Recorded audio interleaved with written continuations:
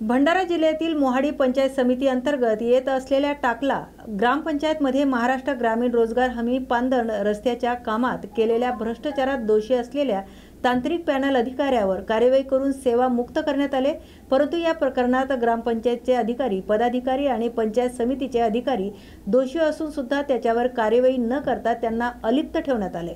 संगनमताने केलेल्या भ्रष्टाचारात सहभागी असलेल्या या अधिकाऱ्यांवर अजूनपर्यंत कार्यवाही करण्यात आली नाही, तरी मोहाडी पंचायत समिती येथील गट विकास अधिकाऱ्यांवर त्याची सेवा समाप्त होण्यापूर्वी तात्काळ कार्यवाही करून निलंबित करण्यात यावे आणि CBI इन्कम टॅक्स मार्फत त्याच्या संपत्तीची चौकशी करण्यात यावी अशी मागणी भीम आर्मी संघटनेचे भंडारा जिल्हा सचिव संजय वासनिक यांनी केली। या बातमीचा आढावा घेतलाय आमचे प्रतिनिधी प्रकाश नागतोडे यांनी। आंदोलक मनोज जरांगे पाटील मुंबई येथे आंदोलनासाठी रवाना झाले असून त्यांना पाठिंबा देण्यासाठी भोकरदन तालुक्यातील हजारो मराठा बांधव छत्रपती शिवाजी महाराज यांच्या पुतळ्याला अभिवादन करून मुंबईला रवाना झालेत। या बातमीचा आढावा घेतलाय आमचे प्रतिनिधी कमल किशोर जोगतंडे यांनी।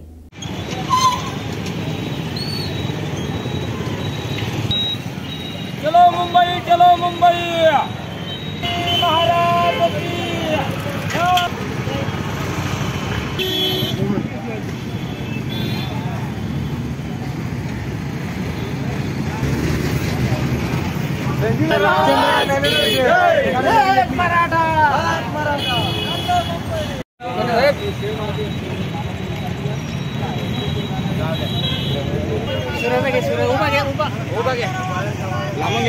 पुतळा उराला ना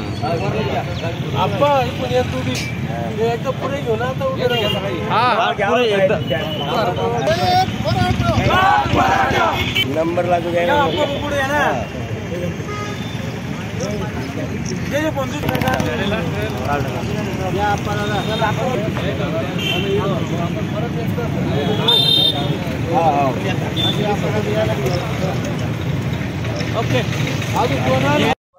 जय जिजाऊ जय शिवराय। आज आदरणीय मनोजदादा जरांगे यांच्या नेतृत्वाखाली मुंबई या ठिकाणी मराठा आरक्षणाच्या संदर्भात मोर्चा काढण्यात आलेला आहे। या मोर्चामध्ये लाखो नाही तर कोटी मराठा सहभागी होत आहेत। तसेच भोकरदन तालुक्यातही हजारोच्या संख्येनं मराठा त्या ठिकाणी दाखल होत आहे।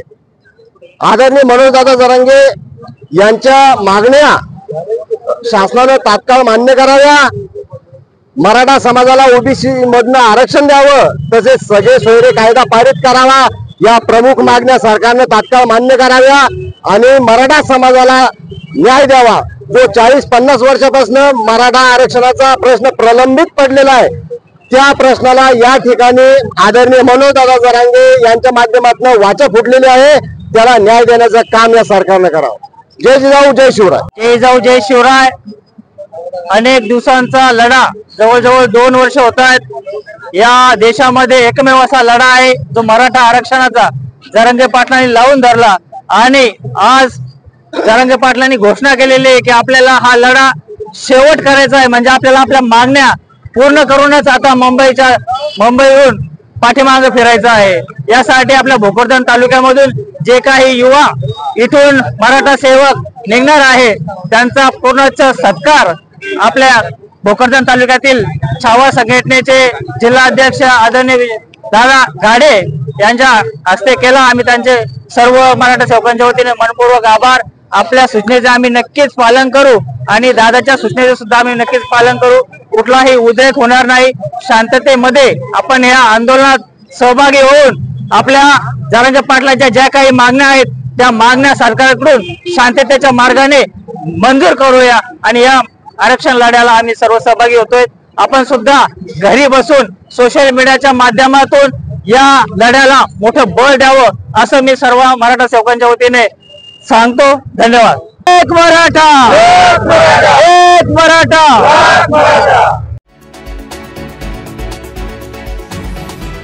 ब्राह्मणगाव येथील श्री तेजमल गांधी कृषी विद्यालयातील विद्यार्थ्यांनी शालेय युको क्लब अंतर्गत चला बनूया मातीचे गणराज या स्पर्धेच्या माध्यमातून पर्यावरणपूरक गणेश मूर्ती बनवल्यात।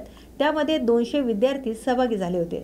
विद्यार्थ्यांमध्ये कलागुणांना वाव देणे, पारंपरिक सण उत्सवाबद्दल विद्यार्थ्यांना जागृत ठेवणे तसेच व्यावसायिक शिक्षण देण्याचं मोलाचं कार्य या उपक्रमाच्या माध्यमातून करण्यात आलं। यावेळी विद्यालयाचे पर्यवेक्षक खोकले, समन्वयक गावडे, इको क्लबचे प्रमुख शिरफुले, पवारसह यांच्या अनेक मान्यवरांनी विद्यार्थ्यांचे कौतुक केले।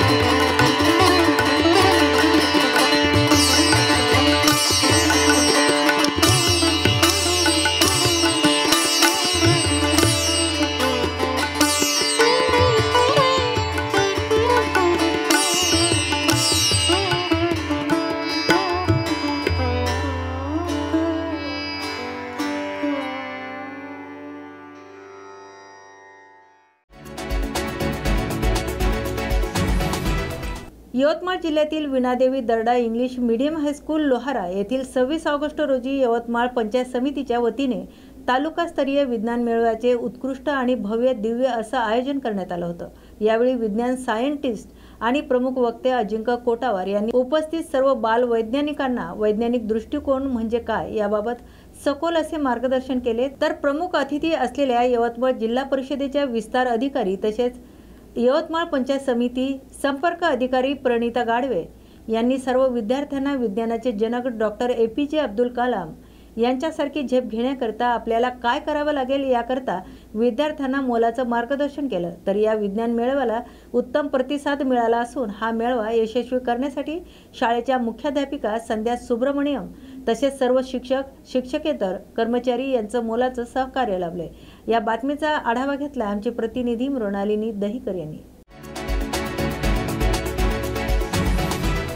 गणेश चतुर्थीच्या पावन पर्वावर उमरखेड तालुक्यातील विविध मंडळामध्ये गणरायाचे वाजत गाजत आणि पारंपरिक पद्धतीने आगमन झाले। या पवित्र सणानिमित्त तालुक्यातील नागरिक ठिकठिकाणी बाप्पाचं दर्शन घेण्यासाठी गर्दी करतात। यावेळी ट्रॅफिक पोलिसांनी चोख बंदोबस्त केला असून मोठ्या भक्तिभावमय वातावरणात हा सण साजरा होत असल्याने नागरिकांमध्ये समाधान व्यक्त होत आहे। या बातमीचा आढावा घेतलाय आमचे प्रतिनिधी परिमल चिंचोलकर यांनी।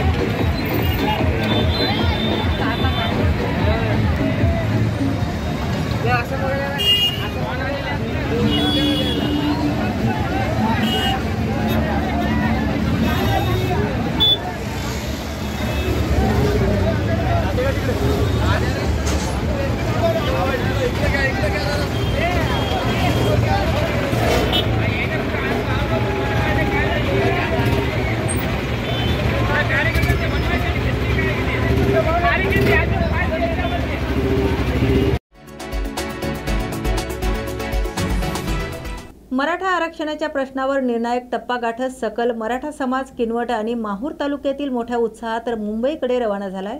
यावेळी किनवट रेल्वे स्टेशनवर एक मराठा लाख मराठा आरक्षण आमचा हक्काचा, नाही कुणाच्या बापाचा अशा घोषणा देत परिसर दणाणून गेला। मराठा आरक्षणासाठी गेल्या अनेक महिन्यापासून आक्रमक लढा देत असलेले मनोज जरांगे पाटील यांच्या नेतृत्वाखाली हे आंदोलन अधिक उग्र आणि निर्णायक झालंय। आरक्षण हा आमचा जन्मसिद्ध हक्क आहे आणि तो मिळवल्याशिवाय आम्ही मागे हटणार नाही असा ठाम इशारा समाज बांधवांनी दिलाय। या बातमीचा आढावा घेतलाय आमचे प्रतिनिधी परमेश्वर पेशवे यांनी।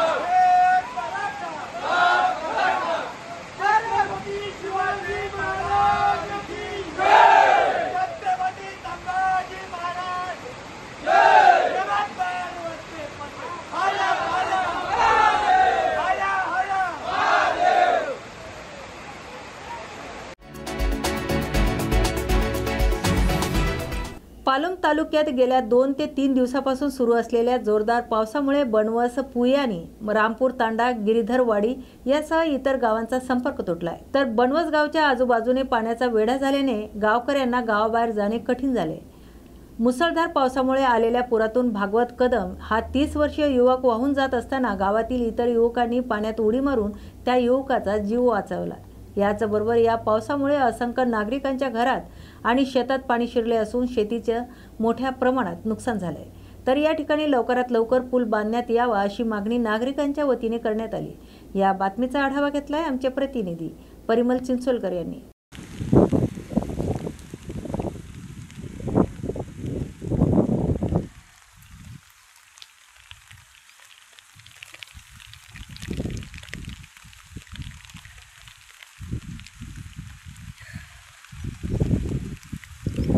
पाणीच पाणी झाले।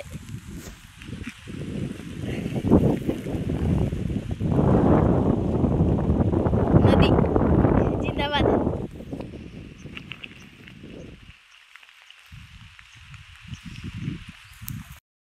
पालम तालुक्यातील मोजे पुयनी या गावचा लेंडी नदीचा पूल गुत्तेदाराच्या निष्काळजीपणामुळे एवढ्या मोठ्या प्रमाणात हाल होऊन 12 गावचा संपर्क तुटला आहे आणि पुयनी गावाला पालमून येणारा रस्ता हा दोन्ही बाजूने पूर्ण गेला। नळ्या अपूर्ण टाकून त्यांच्या नळ्याला फुरसन बसलं आणि दुमार या पुलाकडे न बघितल्यामुळे फुरसनामुळे 28/8/2025 रोजी सकाळी 8:30 बनवसमध्ये मुसळधार पावसाला सुरुवात झालेली आहे। तरी बनवसमध्ये या ठिकाणी शेतकऱ्याचे पाणी जास्त झाल्यामुळं अतिवृष्टी झाली आणि शेतीचं फार नुकसान झालं आहे। त्याचबरोबर बनवस गावामध्ये या नदीला पूर आल्यामुळे गावचा आणि इतर 10 गावांचा संपर्क तुटलेला आहे। तरी नेहमी असा पाऊस झाल्यामुळे बनवस गावामध्ये गावचा आणि इतर गोष्टीचा संपर्क तुटत आहे दळणवळणाचा। त्यामुळे कोणी जर आजारी असेल, कोणाला जर काम असेल, त्याबद्दल या गावामध्ये बऱ्याचशा प्रमाणात हानी होत आहे। त्यासाठी प्रशासनाने याकडे लक्ष देऊन या बनवस गावकऱ्याच्या वतीनं हा पूल बांधण्यात यावा अशी या ठिकाणी आपणास विनंती करतो।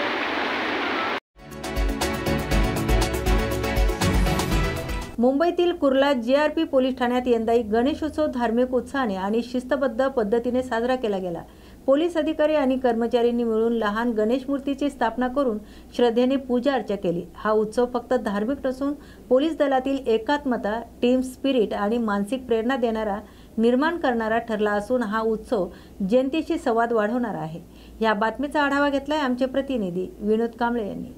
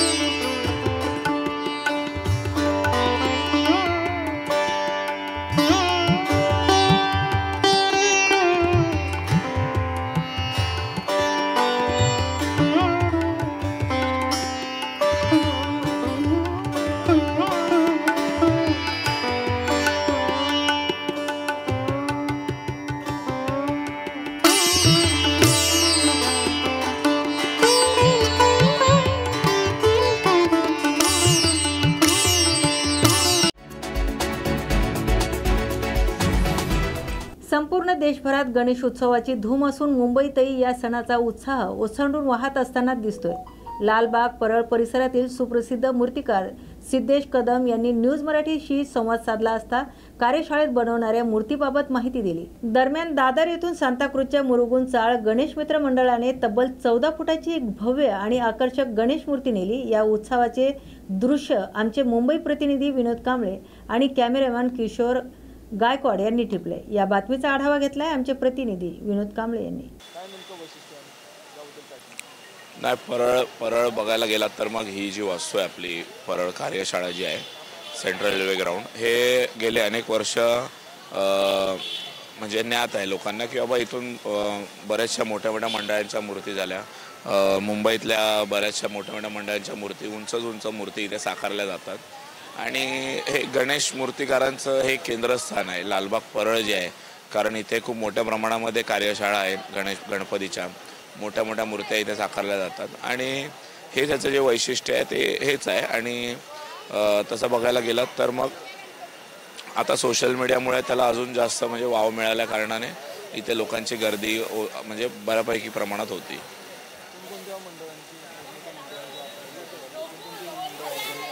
हा जो वाद आहे पर्यावरणपूरक किंवा POP वगैरे या सगळ्या गोष्टी हा मिटून निघेल असेल।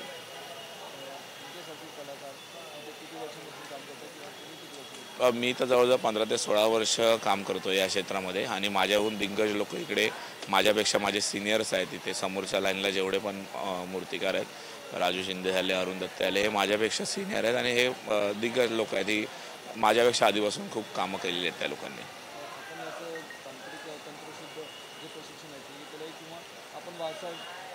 नाही कसं आहे की मी बरेच वर्ष झाले या बघायला गेलं तर ह्या कामामध्ये असल्या कारणाने मला त्या सर्व गोष्टी सर्वश्रुत आहेत आणि मला त्या गोष्टी माहीत आहेत, तर मग अनुभवातूनच ह्या ज्या गोष्टी आहेत त्या मी शिकलेलो आहे। माझं नाव सिद्धेश नामदेव दिघोळे।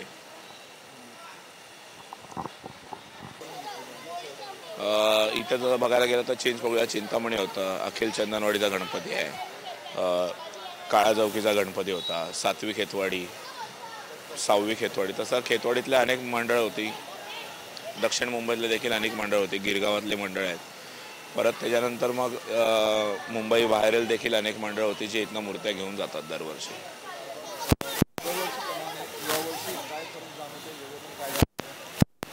दरवर्षीप्रमाणे जसं बघायला गेलात तर मग उत्सवाचा विषय हा कालावधीवर आहे। यंदा गणेशोत्सव लवकर असल्याकारणाने आम्हाला टाईम कमी होता, तर मग त्या टाईम कमी असल्याप्रमाणे आम्हाला त्या पद्धतीने सगळी मॅनेजमेंट आणि प्लॅनिंग करावी लागते आणि त्या गोष्टी त्या पद्धतीने आखाव्या लागतात।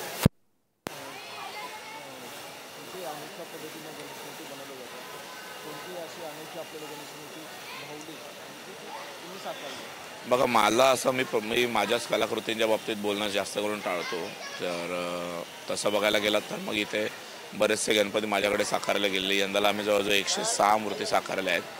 106 मूर्तींपैकी अशा बऱ्याच मूर्ती होत्या की ज्या आम्हाला देखील म्हणजे आवडल्या जात्या। म्हणजे प्रामुख्याने बघायला गेलात तर मग एक 7व्या खेतवाडीची मूर्ती होती आमची, ती एक जरा आम्हाला वेगळेपणा म्हणजे चांगली होती, म्हणजे बघायला गेलं तर तसं ॲस्थेटिकली ती खूप छान होती मूर्ती। त्याच्यावर तिरुपती बालाजीच्या स्वरूपामध्ये ती मूर्ती होती ॲक्च्युअली। पहिली गोष्ट म्हणजे पर्यावरणपूरक गणेश मूर्ती ही अशी कुठलीच मूर्ती नाही। तसं पाहायला गेलं तर तुम्ही म्हणत असाल की बाबा शाडू मातीची मूर्ती म्हणजे पर्यावरणपूरक मूर्ती, तर नाही, तसं नाही। पर्यावरणपूरक असं कुठलंच माध्यम पाहायला गेलात तर मग वैज्ञानिकदृष्ट्या अजूनही आपल्याकडे अवेलेबल नाही आहे। आपण काय करू शकतो, आपण पर्यावरणपूरकच्या ऐवजी आपण बोलतो ना एक सस्टेनेबल गोष्टी, म्हणजे आपण प्रदूषण कमी कसं करू शकतो त्यामागे भर दिला पाहिजे। विसर्जन प्रक्रिया आहेत, म्हणजे अशा अनेक त्रुटी आहेत ज्या आपल्या सिस्टममध्ये अजूनही आहेत, तर मग त्या आपण भरून येवला शहरात गणेश उत्सवानिमित्त सुवर्णकार समाज मंडळाने यंदा खास उपक्रम राबवित 17 किलो वजनाचा चांदीचा गणपती विराजमान केलाय। भव्य राजवटीत विराजमान झालेल्या या गणरायाच्या दर्शनासाठी शहरातील गणेश भक्तांची मोठी गर्दी उसळली। यावेळी मंडळाच्या वतीने पारंपरिक हलकडीच्या तालावर ढोल ताशांच्या गजरात भव्य मिरवणूक काढण्यात आली।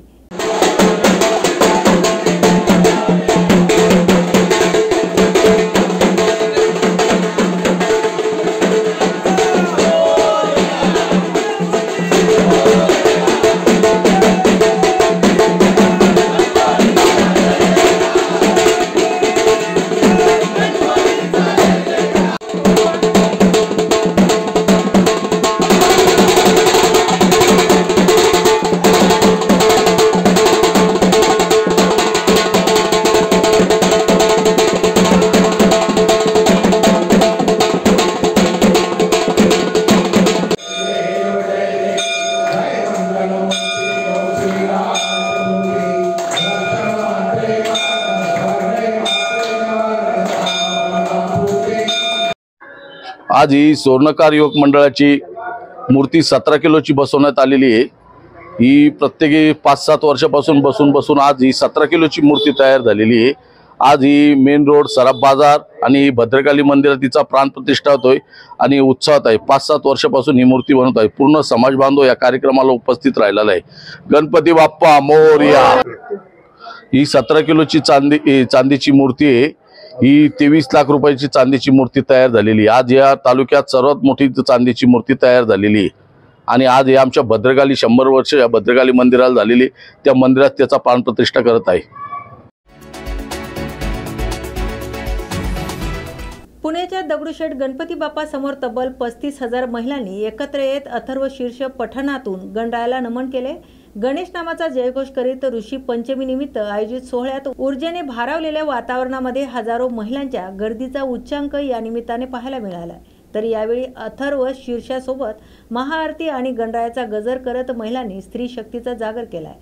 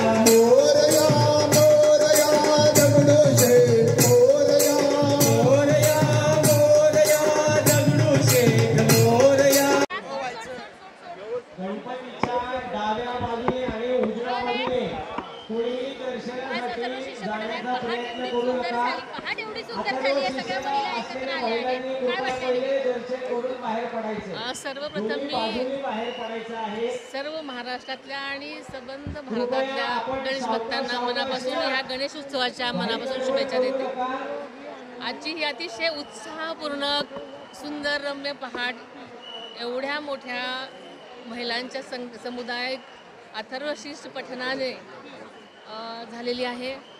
अतिशय सुंदर वातावरणामध्ये आरती पण झालेली आहे आणि एवढ्या मोठ्या संख्येमध्ये महिला ह्या पवित्र मंत्र म्हणतायत, त्याने वातावरण सगळं दुमदुमून जाते। अतिशय आवडलेले अनुभव आहे आणि मला याचा एक भाग होता आलं, ह्यातच मी माझं भाग्य समजते।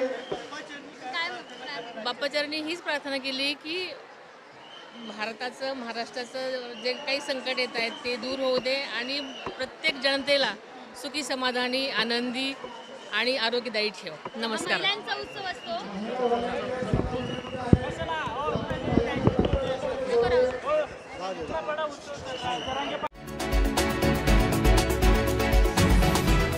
अशाच नव्या आणि ताज्या बातम्या पाहण्यासाठी पाहत राहा न्यूज मराठी 24/7।